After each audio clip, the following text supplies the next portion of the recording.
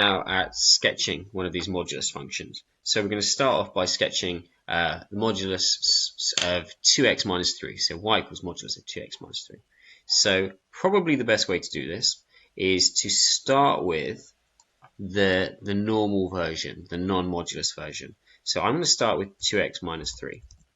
And if I draw that, it's going to look like this. So a steep line that goes through minus 3 here when x equals 0. This is y-intercept.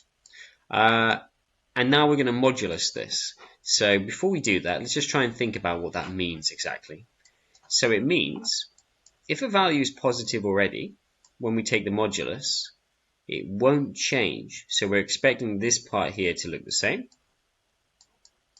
But if we look at negative values, remember it takes these negative values. So for example, here, this is minus 0.5.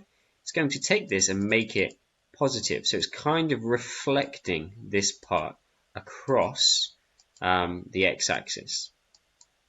0, what would happen to 0? Well, 0 we're expecting to stay the same. So knowing what we do about 2x minus 3 and perhaps sketching that first, we can then do something like this. Okay, so we can reflect in the x-axis.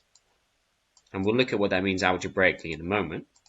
But we can derive the diagram quite easily by starting off with the linear version and then reflecting any negative parts in the x-axis. Okay, so let's just quickly take this one here and put it on our worksheet. So, whoops. We've now got our version of y equals 2x minus 3. It's a bit wonky, isn't it? But there we go. And we're going to solve a problem with it. We're going to solve the modulus of 2x minus 3 equals 5. So there's a couple of ways you could do this, but we're going to just use what we've already got here, which was y equals the modulus of 2x minus 3. And we're going to draw y equals 5. Why? Because then if we set these equal to each other, we will end up with this situation, won't we? Y equals 5, remember, this is going to be a line where the y part of the coordinate, it's always 5. So it's going to look like a straight line that goes across there. So we're going to end up with this. And then we're going to talk about solving it. So solving it, what can we say on the right-hand side? Well, on the right-hand side, we're expecting an answer of 4, aren't we, by the look of it? On the right-hand side, this is actually the same as doing 2x minus 3 equals 5, because this part has not been reflected. So, for the positive part, over here, we're going to just solve 2x minus 3 equals 5, and this will lead you to an answer of x equals 4. Okay? But as we saw, this is not the only solution. We have a solution over here, which appears to be sort of like minus 1. So what's happening over here?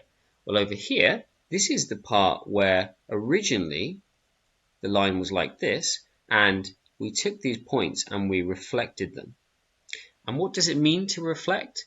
Well, it actually means to multiply by minus 1. So this left part here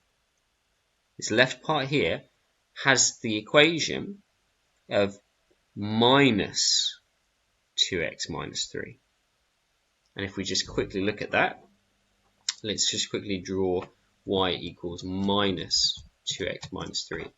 And you'll see it's that red line there, and that it has the same solution. So the way to do this is you just take the modulus bracket, whatever's there, you put it in normal brackets, and you stick a negative sign in the front.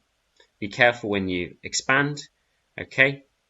When you expand, we're going to say minus 2x plus 3 equals 5, and then, yes, this will lead us to our solution of x equals minus 1. Okay? And then we have solved this problem here. So, When you're solving, there may be two different solutions. Draw a quick sketch to see if it's reflected or not, and if it's reflected, put a negative sign.